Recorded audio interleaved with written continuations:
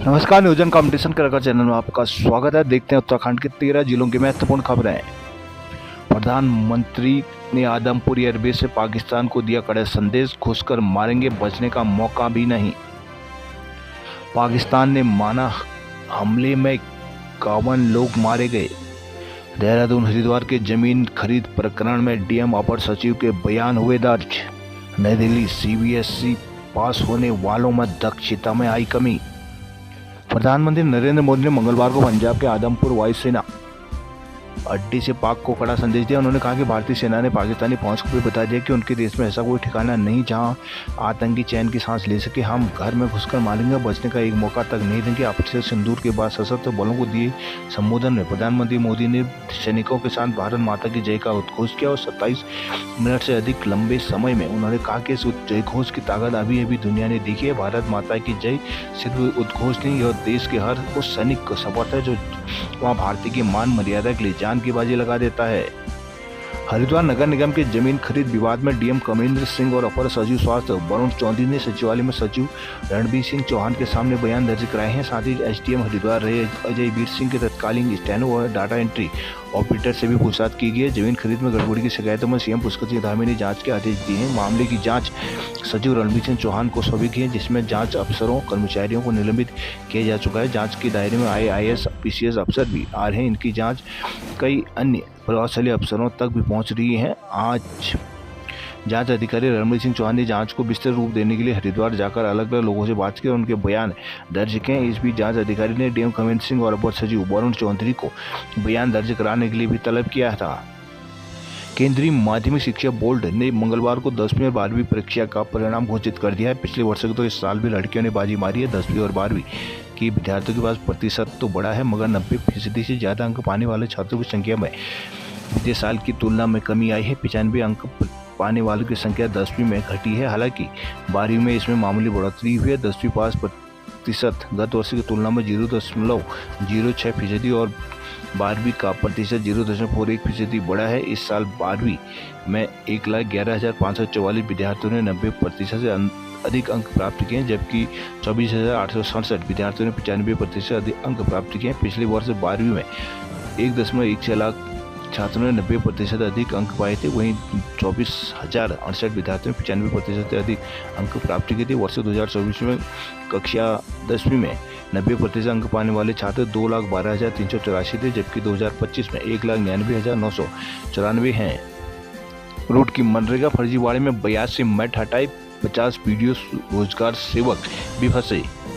हरिद्वार जिले में मनरेगा फर्जीवाड़े में ताबड़तोड़ कार्रवाई शुरू हुई है। 4 ब्लॉकों में 82 मैटों को काम से हटा दिए गए। वहीं फर्जीवाड़े से जुड़ी पंचायतों, ग्राम विकास अधिकारी और रोजगार सेवकों को नोटिस जारी किए गए हैं। इनकी संख्या 50 बताई जा रही है। मामले में कई अधिकारियों पर कार्रवाई की तलवार लटकी हुई है। हरिद्वार जिले के कई ग्राम पंचायत महात्मा गांधी राष्ट्रीय ग्रामीण रोजगार योजना मनरेगा के कार्य में फर्जीवाड़ा चल रहा था, जिसका हिंदुस्तान समाचार पत्र ने सिलसिलेवार तरीके से खुलासा किया है। दरअसल मनरेगा के कार्य में पारदर्शिता लाने के लिए पोर्टल बनाया गया है। इसमें प्रतिदिन सुबह शाम काम करते हुए मजदूरों को फोटो अपलोड करना अनिवार्य है। हिंदुस्तान समाचार की टीम ने मनरेगा के पोर्टल की जांच की तो हरिद्वार जिले के नारसन, रूटकी, लक्सर, खानपुर, भगवानपुर और हैदराबाद ब्लॉक में योजना के तहत चल रहे विकास कार्यों में धांधली सामने आई। कई गाँव में एक ही फोटो कई कामों पर अपलोड कर श्रमिकों की ऑनलाइन हाजिरी लगाई गई, जिनमें से कुछ फोटो ऐसी भी थी जिसमें मई की गर्मी में मजदूरों ने गर्म कपड़े पहने हुए थे। कुछ फोटो में श्रमिक सूट पहनकर खड़े नजर आए। अधिकांश फोटो में श्रमिकों के पास कोई उपकरण नहीं था, जिससे स्पष्ट था कि मौके पर नियमानुसार काम नहीं किया गया। फर्जी फोटो अपलोड कर मजदूरी का पैसा निकालने की आशंका थी। देहरादून गोल्डन कार्ड योजना में सुधार के लिए होंगे बदलाव। पूर्व विधायक रणजीत रावत समेत 6 पर होगा मुकदमा। उत्तराखंड का रहा वित्तीय प्रबंधन में अच्छा प्रदर्शन। सीबीएसई रिजल्ट में देहरादून रीजन में रुद्रप्रयाग के छात्र छात्राओं ने मारी बाजी। सीबीएसई में चंपावत छाया, नैनीताल 8वें स्थान पर।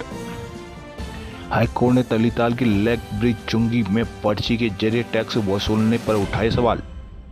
हाईकोर्ट ने नैनीताल शहर समेत अन्य जगहों की यातायात और पार्किंग की समस्या संबंधी विभिन्न जनहित याचिकाओं पर मंगलवार को एक साथ कार्रवाई की है। मुख्य न्यायाधीश न्यायमूर्ति जी नरेंद्र, न्यायमूर्ति आलोक मेहरा की खंडपीठ ने सुनवाई के बाद स्थानीय नागरिकों की समस्याओं का समाधान करते हुए कई दिशा निर्देश जारी किए। खंडपीठ ने centre road research institute Noida को राज्य सरकार के निर्देश में नैनीताल, हल्द्वानी, काठगोदाम, कालाडूंगी और भोपाली कैंची से नैनीताल की तरफ आने वाली सड़कों के भार वहन क्षमता का सर्वे करने की अनुमति दी है। CRRR को 3 माह में इसकी रिपोर्ट देनी होगी। सुनवाई के दौरान खंडपीठ ने BD पांडे जिला अस्पताल के समीप चौड़ी जगहों पर 3 वाहन मरीजों के लिए एक एम्बुलेंस खड़ी करने की अनुमति दे दी है। खंडपीठ ने पूर्व के आदेश को संशोधित करते हुए जू पटल शटल सेवा के लिए 4 की जगह अब 8 इलेक्ट्रिक वाहन चलाने की अनुमति दी है। कोर्ट ने तलीताल की लेग ब्रिज चुंगी में पर्ची के जरिए टैक्स वसूलने में सवाल उठाते हुए नगर पालिका से कहा है कि वो इसके लिए फास्टैग से टैक्स वसूलें। पालिका नैनीताल से कहा कि स्थानीय वाहन वालों लोगों के लिए बाजार, अस्पताल, मंदिर आदि आवागमन की जगहों को ईयर मार्क करें और पार्किंग की व्यवस्था करें। कोर्ट ने टैक्सी बाइकों और लोकल टैक्सी वाहनों को फिलहाल राहत नहीं दी है। घरों से ही कूड़े को पृथक करने के लिए हर घर को 3-3 डस्टबिन देने को कहा है। अधिवक्ताओं ने पक्ष रखते हुए कहा कि लेग ब्रिज चुंगी में 8 बजे के बाद बिना पर्ची काटे वाहनों को प्रवेश दिया जा रहा है। मामले की अगली सुनवाई 19 मई को होगी। गंगोली हाट के कारोबारी की जीप से छटक कर हुई मौत।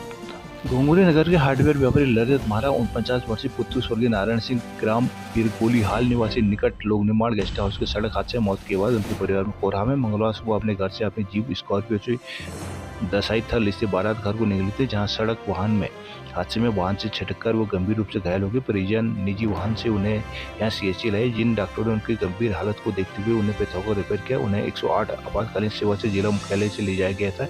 पूर्णा मंदिर से कुछ ही दूर पहले उनकी मृत्यु हुई। जिला मुख्यालय में ही पुलिस ने पंचनामे की कार्रवाई और कर शव को पोस्टमार्टम के लिए भेजा। पोस्टमार्टम के बाद शव परिजनों को सौंप दिया गया। उनका अंतिम संस्कार रामेश्वर पोस्ट घाट पर किया जाएगा। मृतक मेहरा कुमाऊं मैनेजमेंट से सेवानिवृत्त होकर लंबे समय से गंगोली हाट में व्यापार कर रहे थे। मुनस्यारी मिलम मार्ग पर हिमखंड ने रोका गौरी नदी का प्रवाह। उच्च हिमालय क्षेत्रों में लगातार बर्फबारी के बाद ग्लेशियरों के हिमखंडों ने गौरी नदी के प्रवाह को पूरी तरह से रोक दिया है। अपने उद्गम स्थल से कुछ ही दूरी तय करने के बाद छिटकानी, शूनी और नहर देवी में गौरी नदी का प्रवाह हिमखंड के कारण रुक गया है। हालांकि बर्फ के कारण नदी का पानी जमा हुआ है। नदी के उफान आए ग्लेशियर के हिमखंड से लोगों ने आवाजाही का रास्ता बना दिया है, जहां पर लोग जान हथेली में रखकर आवाजाही कर रहे हैं। सीमांत की मिलन से जोड़ने वाली सड़क और पैदल मार्ग 4 माह से करीब समय से भी बंद है। गौरी गंगा अपने उद्गम स्थल से करीब 8 किलोमीटर दूरी तय करने के बाद समुद्र सतह से करीब 11,000 की ऊंचाई पर छिड़कानी शोनी नहर देवी में ग्लेशियर से आई बर्फ से पूरी तरह से गौरी नदी का प्रभाव बंद हो गया। लोगों के भारी दबाव के बाद लोक निर्माण विभाग और सीमा सड़क संगठन के कर्मियों ने इस सड़क को यहाँ पर किसी तरह बर्फ हटा आवाजाही के लिए बेमुश्किल खोला है। यहाँ पर ग्लेशियर से आई खंड से पूरी तरह बंद नदी अभी फिलहाल बर्फबारी के कारण पूरी तरह जमी है। यदि अपने प्रचंड प्रभाव में आई या बर्फ पूरी तरह से पिघला तो बड़ा हादसा हो सकता है। स्थानीय लोगों ने बताया कि यहाँ पर 100 मीटर से अधिक दूरी पूरी तरह से बर्फ से ढकी हुई है। आगे जाने के लिए आपकी नदी के ऊपर बने रास्ते से चलने के अलावा लोगों के पास कोई विकल्प नहीं है। चंपावत धुंध रीजन में छात्रों में रहा टॉप। बेरीनाग में पूर्व सैनिकों ने निकाली तिरंगा यात्रा। चंपावत के धूपचौड़ा में अगले माह खुलेगा सहकारी बैंक। पार्टी में लोगों ने डामीकरण की गुणवत्ता पर उठाए सवाल। बागेश्वर में कंट्री बाइट के ऋषभ इंटर के रहे जिला टॉप। चकोटिया के सोमनाथ मेले में कलाकारों स्कूली बच्चों ने जमाया रंग। बाजपुर में लाल निशान देख व्यापारी हुए आक्रोशित। अतिक्रमण की समस्या को सुलझाने के लिए सोमवार को व्यापार मंडल के आह्वान पर श्री राम भवन धर्मशाला में व्यापारियों की बैठक हुई। व्यापारियों ने अपने बचाव को लेकर रणनीति बताई है। बैठक में जुटे व्यापारियों ने पूरी दलगत राजनीति से ऊपर उठकर एकजुटता के साथ बाईपास निर्माण के लिए संघर्ष करने का ऐलान करते हुए संघर्ष समिति का गठन किया। सीएम धामी को भी ज्ञापन भेजा गया। बैठक में प्रांतीय उद्योग व्यापार प्रतिनिधि मंडल के जिलाध्यक्ष सत्यवान गर्ग ने कहा कि पिछले दिनों नगर में मुख्य मार्ग सहित तमाम अन्य मार्गों में अतिक्रमण हटाने के लिए लोक निर्माण ने लाल निशान लगाकर वर्षों से अपनी जीविका चला रहे मासूम व्यापारियों की रातों की नींद उड़ा दी है। उन्होंने कहा कि प्रशासनिक कार्रवाई का हर स्तर पर पुरजोर विरोध किया जाएगा। बाजपुर में किसी भी दुकान को टूटने नहीं दिया जाएगा। मामले को गंभीरता से लेते हुए मुख्यमंत्री पुष्कर सिंह धामी के समक्ष रखा जाएगा। शक्ति फार्म से दिनेशपुर के लिए बस सेवा हुई शुरू। CBSE में चंपावत छाया, यश नगर रहा 12वें स्थान पर। देहरादून में दिव्यांग कल्याण से जुड़ी 19 संस्थाओं को की जांच। दून की 20 दिव्यांग बालिकाओं को दाखिला न देने के मामले में जिलाधिकारी ने दिव्यांग कल्याण से जुड़ी सभी संस्थानों को जांच के आदेश दिए हैं, जिसके लिए उच्च स्तरीय समिति का गठन किया गया है, जो देहरादून जिले के 19 संस्थाओं को 10 बिंदुओं पर विस्तृत जांच करेगी। जांच में संस्थाओं की विदेशी फंडिंग से लेकर दस्तावेजों में मिली सुविधाओं की भी पड़ताल की जाएगी। जिलाधिकारी सबीन बंसल दिव्यांग बच्चों के कल्याण, उत्थान और उपचार के क्षेत्र में कल्याणकारी संस्थानों द्वारा बच्चों के संस्थान में लेने से इनकार करने के मामले को गंभीरता से लिया है। इन संस्थानों को लेकर लगातार शिकायतें मिल रही हैं। ये संस्थाएं समाज कल्याण विभाग में पंजीकृत हैं और दिव्यांगों की शिक्षा, उपचार और कल्याण के लिए न सिर्फ विदेश से बल्कि केंद्र और राज्य सरकार से भी भारी भरकम वजन लेती हैं। आरोप है कई संस्थानों ने जो अपनी क्षमताएं, संसाधन, स्टाफ और बच्चों की संख्या दस्तावेज में दिखाई और मौके पर उपलब्ध नहीं है, जिसमें कई नामी गिरामी संस्थाएं भी शामिल हैं, जो जरूरत पड़ने पर दिव्यांग बच्चों के कल्याण, उपचार, दाखिला पर इन संस्थाओं द्वारा बिना बच्चों के लिए सीधे इनकार किया जा रहा है।